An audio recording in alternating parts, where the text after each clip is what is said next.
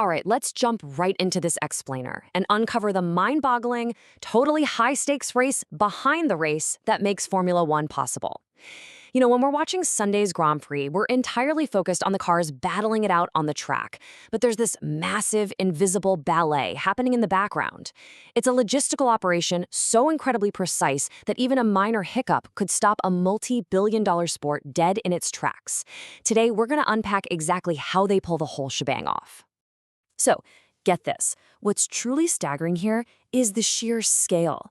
We are talking about transporting up to 1,400 tons of high-value freight for a single race. Over a season, this traveling ecosystem hops across 5 continents for roughly 24 races. Honestly, the logistics involved make a global stadium rock tour look like a weekend camping trip. F1, working right alongside its official logistics partner, DHL, has to meticulously coordinate road, air, and sea transport just to make absolutely sure every single piece arrives perfectly intact. Which really brings us to the ultimate question. How exactly do you move a high-tech city across the globe with literally zero margin for error? Think about it. Each individual team is hauling roughly 30 to 50 tons of gear. Sure, that encompasses the multi-million-dollar car chassis, but it also includes massive catering equipment, hospitality setups, IT networks, and down to the individual screwdrivers in a mechanic's toolbox. With tight back-to-back schedules featuring races in completely different countries on consecutive weekends, a delayed shipment isn't just a minor inconvenience. It means a team simply cannot race. Let's look at the ingenious ways they move this traveling ecosystem without a single delay. Section 1. The European leg, highway precision. Okay, so transport methods depend entirely on geography. When the sport is racing in Europe, all 10 teams rely almost exclusively on the continental highway system. They use these incredible fleets of custom-liveried articulated trucks. A smaller team might roll with 4 or 5, while a massive operation like Mercedes might run up to 8 of these giant rigs. But, keeping all these trucks parked and unused when the sport leaves Europe would be a huge financial drain. So teams use this brilliant hybrid model. They own a core fleet, and then they just rent additional rigs from DHL. And the packing order inside these trailers? Actually, scratch that. It's more like an exacting science than just packing. Heavy garage infrastructure goes in first, then the multi-million-dollar cars, completely stripped of their aero packaging, are the very last things loaded. They're secured on elevated platforms and heavily cushioned to prevent even a tiny scratch during transit. Now, this whole process brilliantly highlights the massive administrative headache behind the physical movement.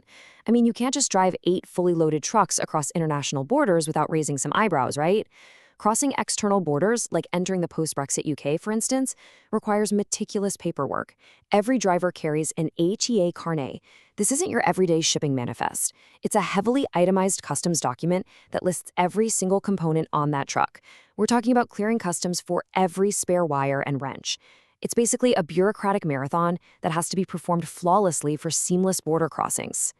Moving on to Section 2, the flyaway races, divide and conquer. So what happens when F1 leaves Europe for places like Japan, Australia, or Miami?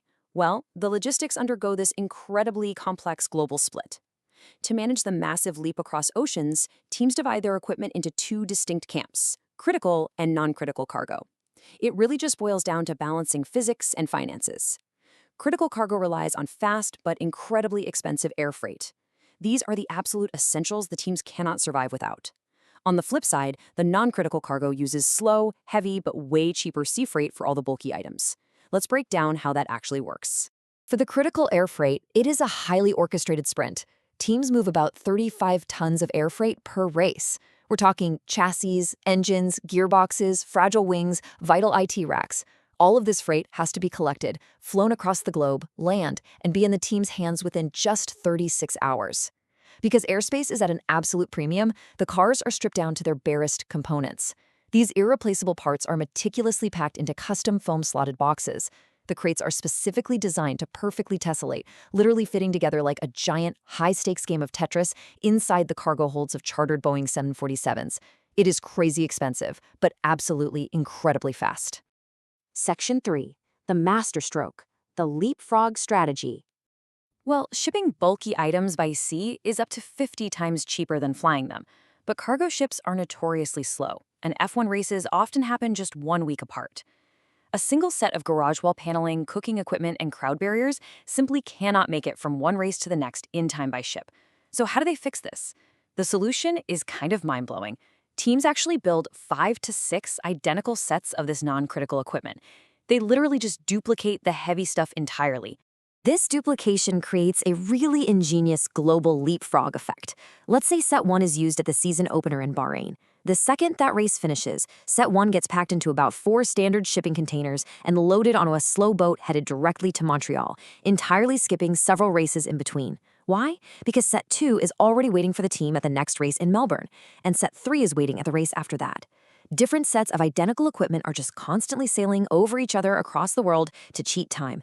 It's an absolute logistical masterstroke that saves the sport millions. Section 4. The sprint. The 5-hour teardown. The adrenaline absolutely does not stop when the race ends on Sunday. For the mechanics, their work shifts into total overdrive the exact second the checkered flag drops. While the drivers are up there celebrating on the podium and the champagne is spraying, a fleet of forklifts is already descending on the pit lane. The cars do not travel whole. They are entirely dismantled right on the spot. Engines and gearboxes come out, suspensions are detached, chassis go into custom covers. Operating with total military precision, especially during the European leg, the singular goal is to pack up the entire complex garage, load the trucks, and have fully loaded 44-ton rigs rolling out onto the highway within just 5 hours of the race finishing. It's a frantic, high-speed operation that honestly rivals the pit stops themselves. Section 5. The outsiders. Independent operations. Now, you might be thinking that teams do this all themselves. Well, these massive logistical feats aren't just limited to the teams. Pirelli, the sole tire supplier, transports 40 sets of tires per team to every single race, completely independently, often using their own cargo planes. Fuel suppliers like Petronas or Shell have to securely ship exactly 2,500 highly regulated liters of custom fuel per team per weekend. Oh, and the broadcast. Formula One management hauls 150 trackside cameras and literally miles of cabling to broadcast the race globally. It's a whole parallel universe of logistics. As we wrap up this explainer, I want to leave you with a thought. Is a world championship won solely by the driver on the track, or is it won by the forklift driver in the paddock? Because if a single shipping container gets delayed or one crate of essential parts doesn't tessellate perfectly into that 747, the fastest driver in the world is going absolutely nowhere. Next time you watch a race, keep the sheer scale of this operation in mind. Think about the spectacular, zero-error logistical ballet that has to happen long before those starting lights ever go out. Thanks for joining me for this deep dive.